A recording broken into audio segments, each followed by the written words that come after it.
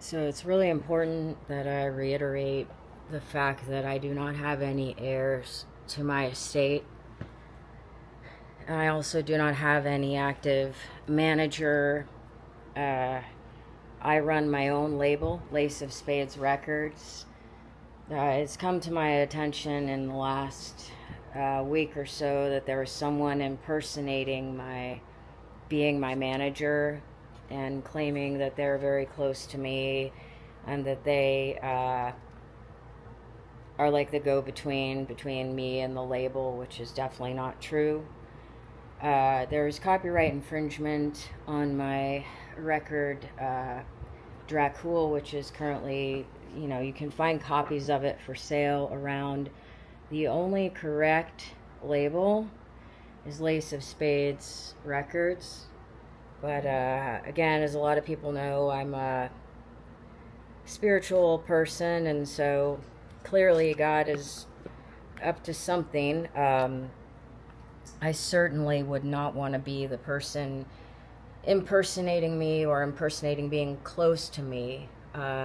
Another thing is that as I said, I do not have any heirs, and that includes I do not have any blood relatives. As I've been going over my estate and my trust, I make it a rule that I don't talk about my health issues, but I barely survived some really terrifying things in the last few years.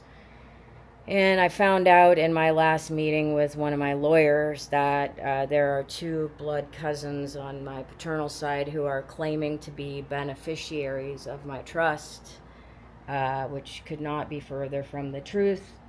So it's really important that I set the record straight and clear the air in that regard. It's really very serious. Again, I never in my life thought this would happen, but for those of you who are my fans out there, it really should be like word on the street in Silver Lake that, or, Lower East Side, or I say Silver Lake because I have a soft spot for Silver Lake and Echo Park, but they've always been kind of a gnarly, sketchy area. LA is intense. LA has got to resurrect to become something better because LA really died. But people should be talking about how much they love my music, and definitely really not into people. When I found out that there was someone, this is second or third time this has happened, where someone gets to know me and then they're the ones self-appointing themselves. They think they're my manager, and it's always usually someone, not only are they not qualified. I've worked with several people in the industry before. Right now, like Ferrari Lover, legally and on paper, is a one-person show. And as I said, I don't do it alone because I have my divine counterpart, the angels, Starseed crew. I'm really sick of this term chosen ones. I think it's really played out, but the reason I described myself as a monk and basically came out and talking about that as my history is so that because I do believe that there are people who are meant to be followers of what I'm doing, and they deserve to know that there's a really powerful spiritual backbone to what I do. And not only was it not easy, it's not even funny. And so yeah, I do have 4 blood cousins. 2 of them tried to come forward and claim beneficiary, to the point where I had really barely survived a really horrific situation and came home to my home in Del Mar to find themselves sending themselves packages addressed to them at my home that my father, Mark Brian Weiland, my blood father, he built that when I was a teenager. And again, on one side of my family, the funding that I have, it took many, many, many years of like really difficult negotiations, and I was essentially approved by my dad because I worked for my dad fundamentally and for God. And we had a lot of back and forth and a lot of, it was not easy. He supported me to go down the spiritual path and to basically be a monk doing selfless service and going back to school for music. But as I said, I did hours really of brutal labor. And like that book, Zen and the Art of Motorcycle Maintenance, it's very true. But basically, I'm my own form of spiritual master. And the reason you know that that's true right away is because this is the first time, really, in my life that I've ever even mentioned it.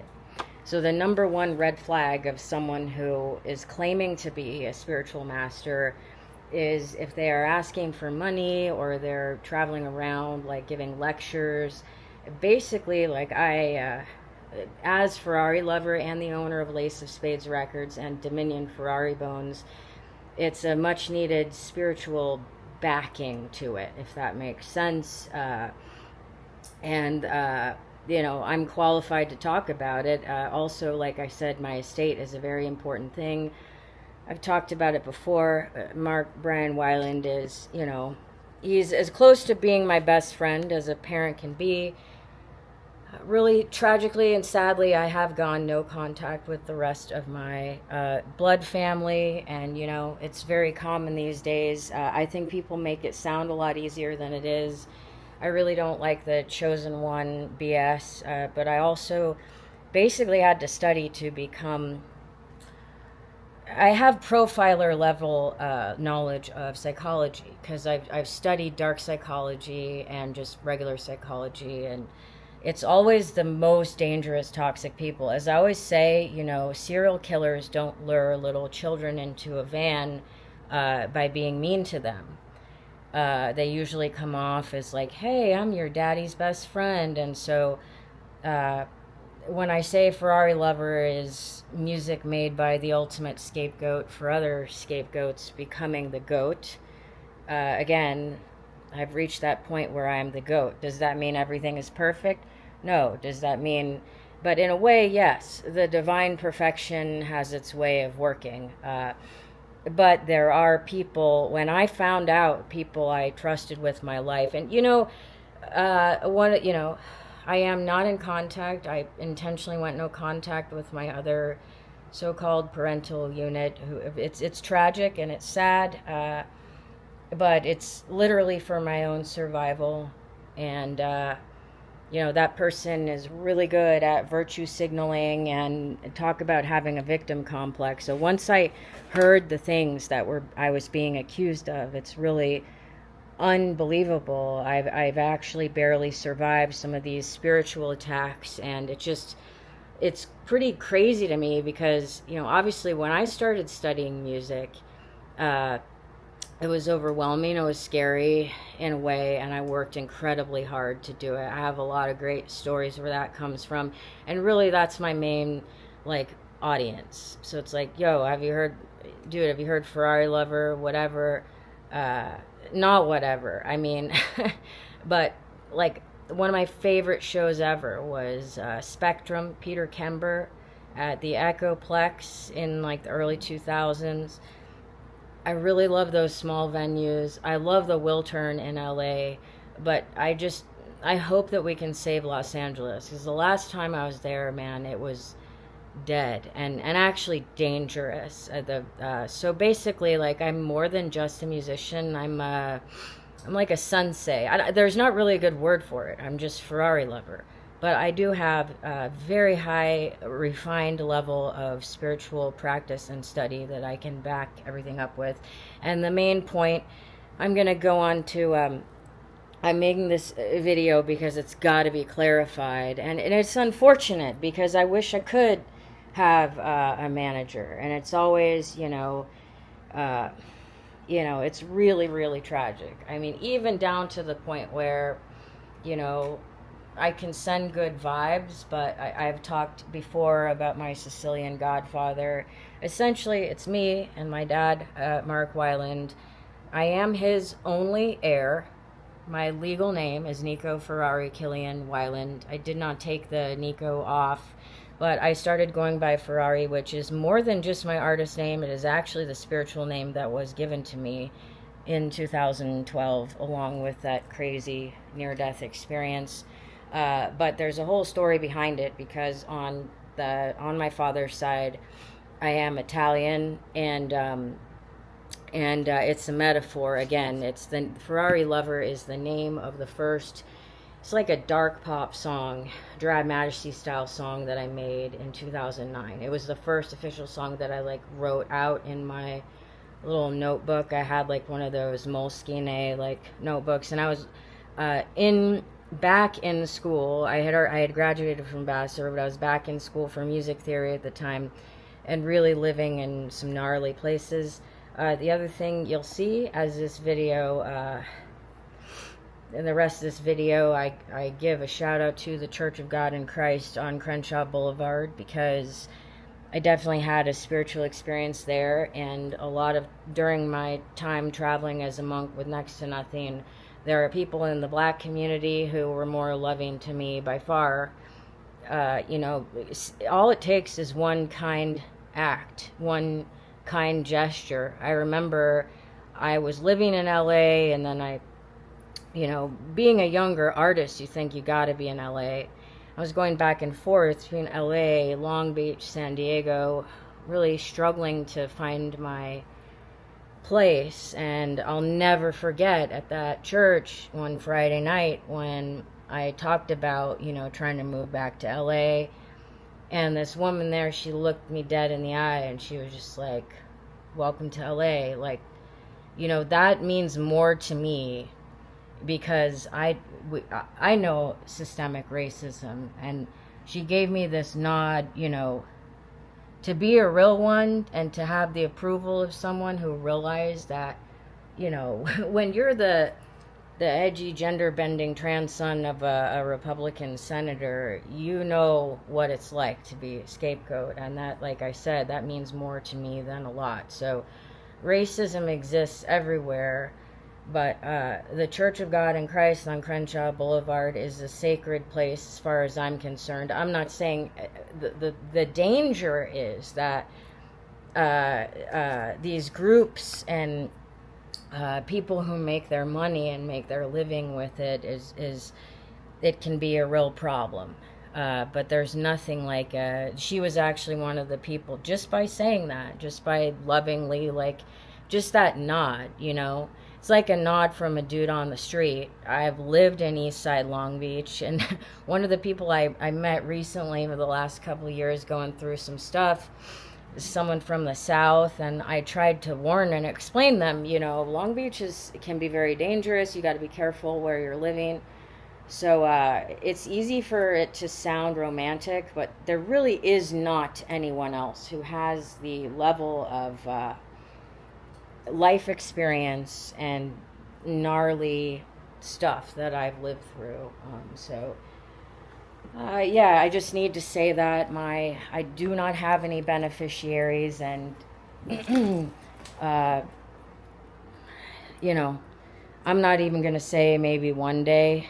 The ferrarilover irrevocable trust is irrevocable, and I do not have any beneficiaries. And however those names ended up, it says a lot, like, the person who finds my content is most likely meant to, for more than just music,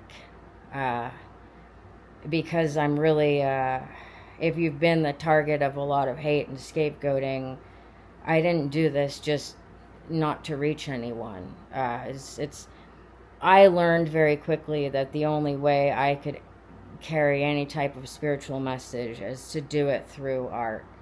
But to say that you don't want to make me angry is an understatement. And when I saw those names of my, legit blood relatives on that thing, it's like, when I was literally dying, they could care less. It's the funny story I tell about the February birthday. But it's time for me to come back from the dead, really, because I'm ready to be working on more new music. And this is a new brand, by the way. If you're a skate fan, Opera, it's a pretty sick these pop slick decks are really gorgeous, and there's lingerie, and then, as you know, the Cold Cave Sage. Like I said, my home is like a museum. It's like an ashram. It's like a meditation center, shrine, all of those things. I've spent many hours meditating by myself. I remember when I lived in Italy, I'm not going to bring up my health stuff, but I wasn't feeling well, and I had gone to discover a new church to meditate in, and there are certain spiritual leaders who made me feel safe loving Jesus. And that was a very hard thing to even get to. I'm going to link below a pretty epic sermon by a Southern Baptist black preacher who he just ruthlessly defends, all people. However, I will not ever defend a polygamist. But when it comes to someone loving someone of whatever gender, that really is this epic sermon I will link below. And a lot of times, if you compare a bitchy rich white person giving a sermon versus the thing that I love and revere about black culture is the realness of it. And when I was going through hell, nobody understood me. It's almost like the more white someone was, the less they understood me. There's someone named Destiny, I give a shout out, who was there for me and at some of my lowest times. But again, it really is 92.3 The Beat in the late 90s. They always used to say unity through music and no color lines. So I'm not saying it. Again, it's the only way to really address any topic is to do it through the side. And what people have to understand is that I've lived all of this. And so there's a really powerful divine energy in my music because of the, literally hundreds of thousands of hours I have spent meditating and still do. I live by what I teach. Or not teach, I don't know. What I say, I'm the real deal. So anyway, there's just this quick intro, and then I end this video kind of just reclaiming my love of Depeche Mode's music up through probably Playing the Angel. But again, it's critical to know that I'm not in. I had to go no contact with my entire family except for one person, Mark Brian Weiland, and if there is anyone suggesting that they are my manager for music, it's a scam. It's not real. If anyone who is interested in contacting me regarding my music, as I said, I went to school for the music business, and basically while single-handedly protecting our house there in Del Mar, all of it online. So I know a lot about it. I own 200%. I have ferrarilovermusic publishing. I own the master, the copyright, and the label. So there are other labels there is another label claiming that they own Draacool, and you know what? God must have some type of mysterious plan. And the Cold Prince King vinyl, you can see right there. Those are in super limited quantity right now. And again, I'm just going to say it and say it and say it. And it is important to know that the technology has existed for many years, that AI is able to clone a person's voice. And as far as I'm concerned, that is a direct attack on the Lord himself.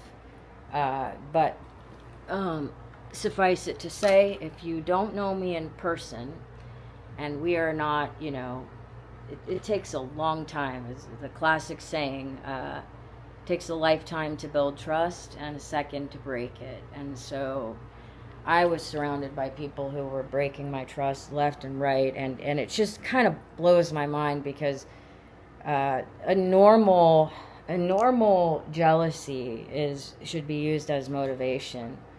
I didn't understand that for the longest time.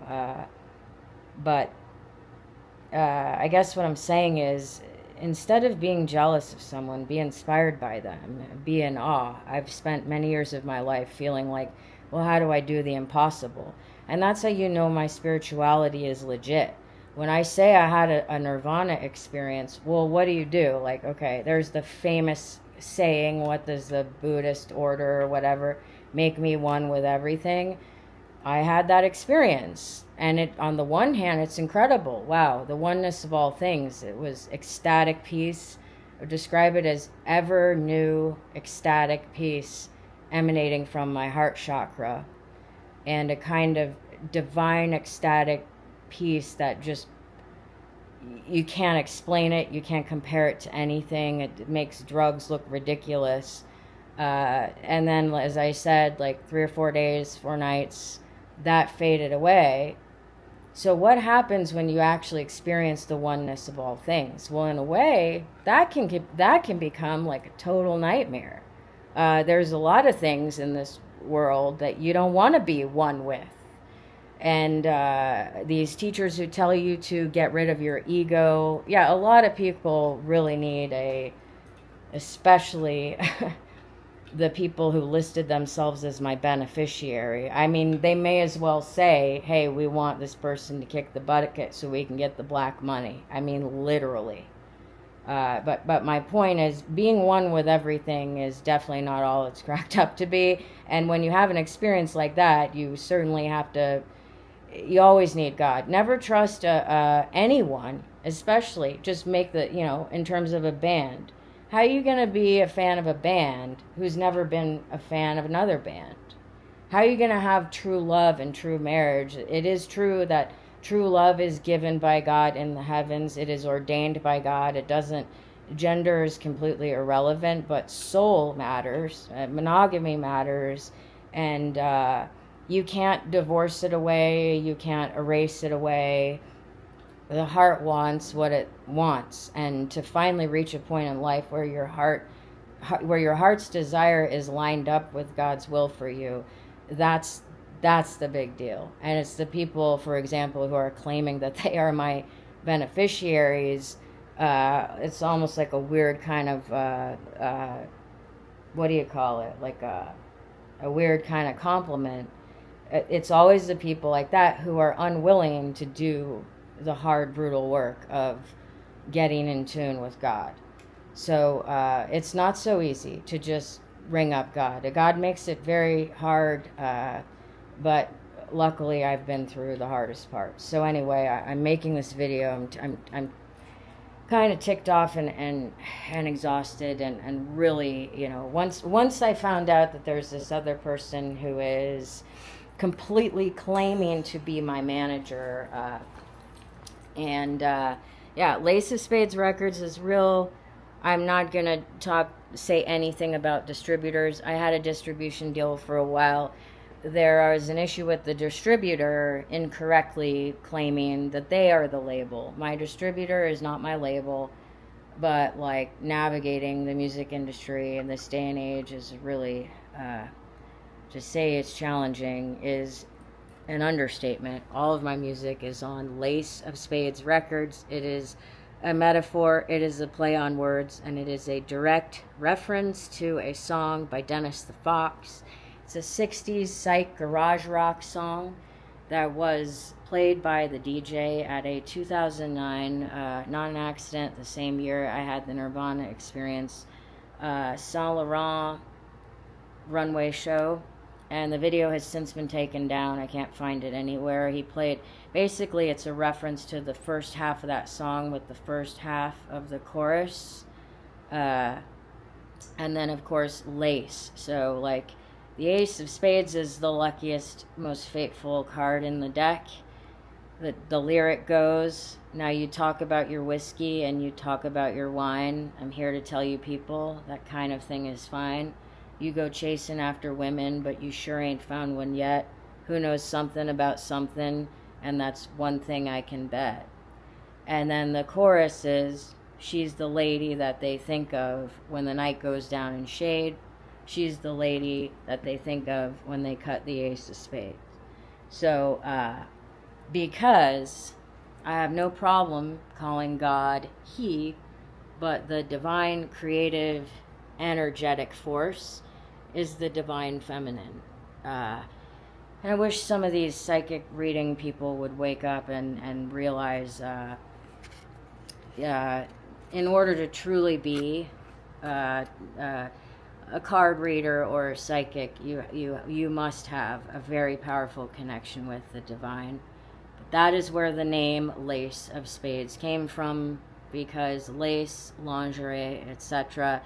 And if you were to see these people, let's just put it mildly, the people who, they're basically revealing their true colors. Anyone impersonating my manager is impersonating me, and that's, them with the wrong lingerie on. Lingerie is not just about sex appeal. It's also about finding someone's true colors.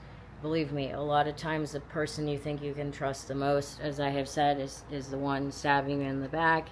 And again, the lingerie doesn't look good on someone who is pretending to be my manager. I do not have a manager. I do not have beneficiaries. I'm going to continue to talk about it just so that it's clear.